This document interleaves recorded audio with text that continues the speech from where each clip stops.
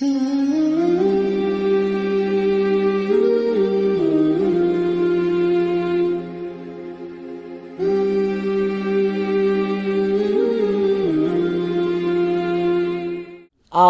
باللہ من الشیطان الرجیم، بسم اللہ الرحمن الرحیم۔ عزیزان محترم، سلام علیکم۔ نازف شاہ رضوی ایک بار پھر آپ کی خدمت میں حاضر ہے۔ الحمدللہ حسینی چینل پر کامیابی کے راستے پروگرام لے کے ہمارے اور آپ کے درمیان مسلسل گفتگو جاری اور ساری ہے۔ آج ہم لوگ 16ویں مرحلے میں داخل ہو رہے ہیں اور ماشاءاللہ ایک بار پھر مولا کی آمد کی خوشی میں آپ کو مبارکباد دیتے ہیں، کیونکہ 15 شعبان نکل چکی ہے اور 15 شعبان کے حوالے سے ہم لوگ نے بات کی ہے۔ مولا کے لیے بہت ساری دعائیں اور بہت ساری بات ہم لوگ آپس میں کر چکے ہیں، لیکن چونکہ یہ 16ویں مرحلے میں داخل ہو رہے ہیں تو اس لیے 15 شعبان کی پھر سے مبارکباد ہے، اور سب اچھے رہے، شاد رہے، آباد رہے۔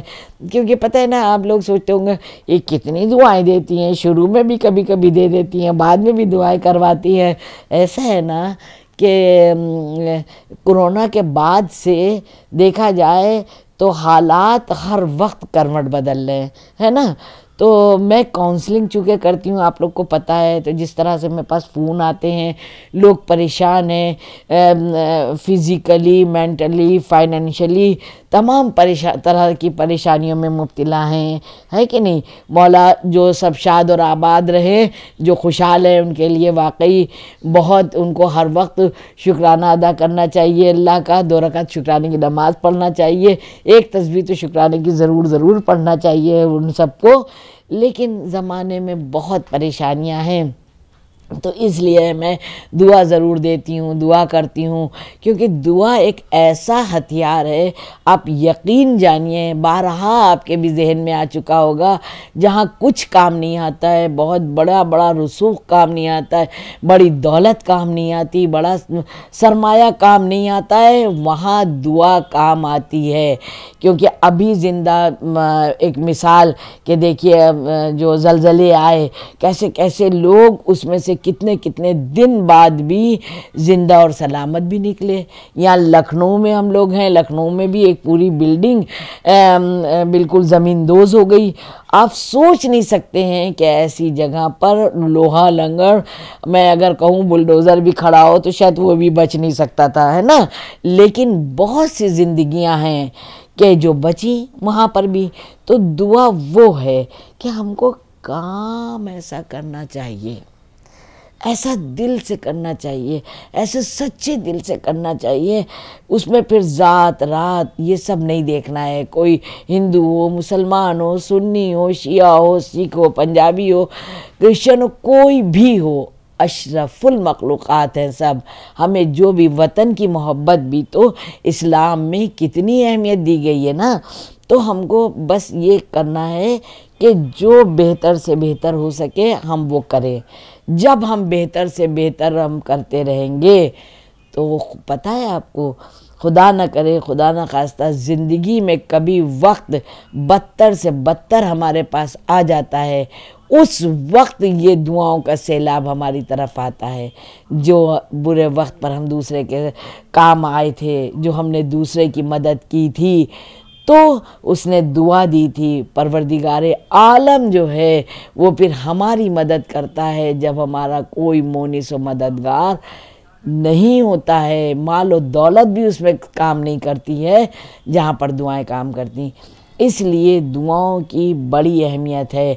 تو شعبان کی شب 16 کو جو ہے تو 2 رکعت نماز پڑھنا ہے۔ اس میں دیکھیے، بتائیے، صرف بس 2 رکعت نماز، اور دونوں رکعت ایک جیسی، یعنی کہ پہلے سورہ حمد کی تلاوت کرنا ہے ایک مرتبہ سورہ حمد کی تلاوت کرنا ہے، اور ایک ہی مرتبہ آیت الکرسی کی تلاوت کرنا ہے، اور پھر آیت الکرسی کی تلاوت کرنا ہے، پھر 15 مرتبہ سورہ توحید پڑھنا ہے۔ 15 مرتبہ سورہ توحید پڑھنا۔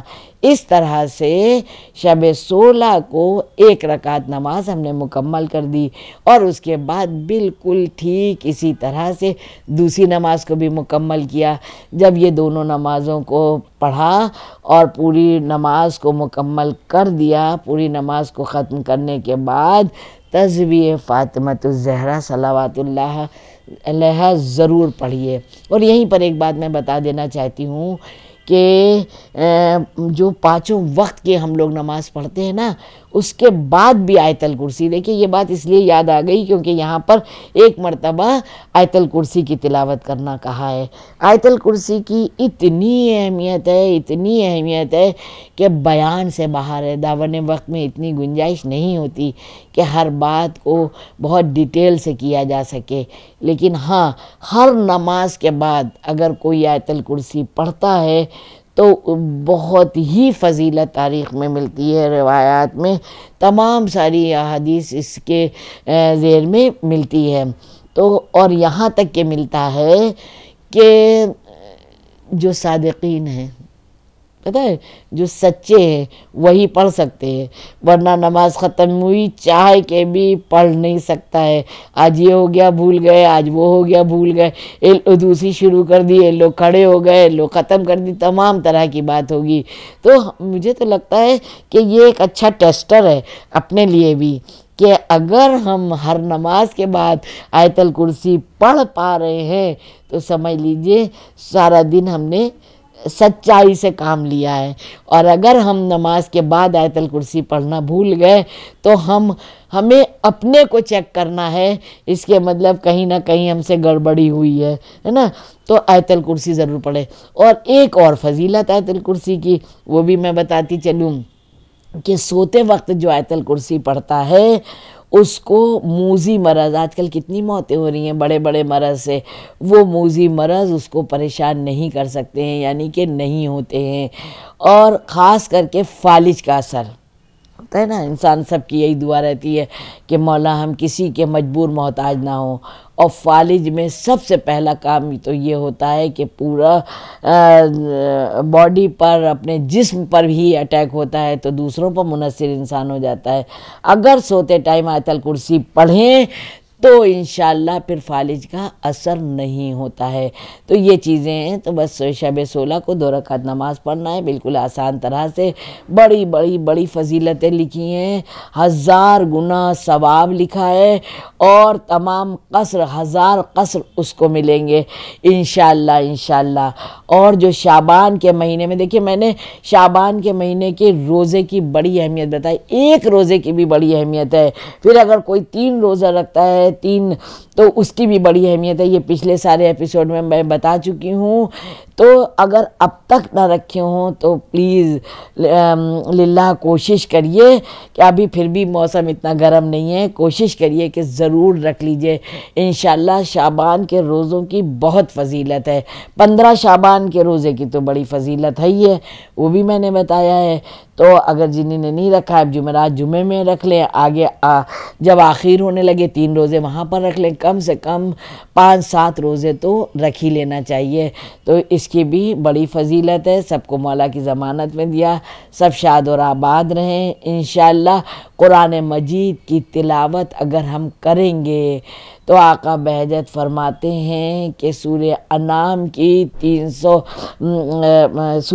کی اگر تلاوت کرتے رہیں گے ہم تو انشاءاللہ نماز سے دور نہیں رہیں گے۔ تلاوت بھی ہم کو نماز سے ہی کہتے ہیں، اگر ہم ہندی میں کہیں سرکشا کوچ ہے، یہ ہمارا پروٹیکٹر ہے۔ اگر ہم نماز پڑھتے ہیں تو شیطان ہمیں زیادہ بہکا نہیں پاتا ہے۔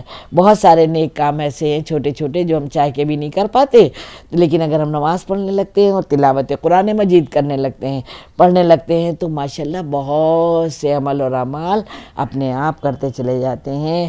تو اس لیے دعائے ندبہ جمعے کے دن تو ضرور پڑھا کریے اپنے گھروں میں، جیسے مجلس کا انتظام کرتے ہیں نا ہم لوگ، ایسے دعائے ندبہ کا انتظام کریے۔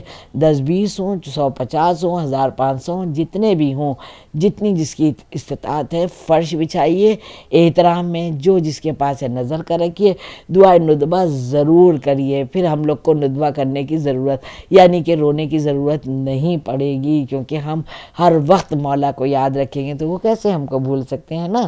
مولا کا جلد سے جلد ظہور ہو، انشاءاللہ بی بی کا روضہ تعمیر ہو، حج و زیارت پر جلد سے جلد بلائیں مولا، اور سب کے بچوں کے اگزام ہو چکے ہیں یا ہو رہے ہیں یا رزلٹ آنے والے ہیں، سب سے بڑی بات کہ دعا ہے کہ سب کامیاب ہوں انشاءاللہ۔